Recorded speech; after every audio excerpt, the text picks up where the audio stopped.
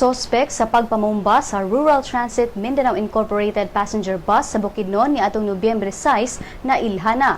Si Maramag Police Deputy Chief Jose Regner Sevillano nibutyag nga nailhana nila ang suspek sa pagpamumba apan dili pa nila mamahimong ibutyag ang ngalan sa suspek o sa organisasyon nga gianiba niini tungod kay wala pa pormal nga mapasaka ang complaint. Sigon ni Sevillano nga gikatakdang ipasaka nila ang complaint karong adlaw ngadto sa Bukidnon Provincial Prosecutor's Office. Sigon ni Sevillano nga nahimo nila ang computer-generated composite sa suspect base sa description nga gihatag sa mga witnesses ug sa tabang sa Criminal Investigation and Detection Group sa Central Mindanao. Dugang sa opisyal nga ang suspetsado mag-atubang og kasong multiple frustrated murder ug damage to property.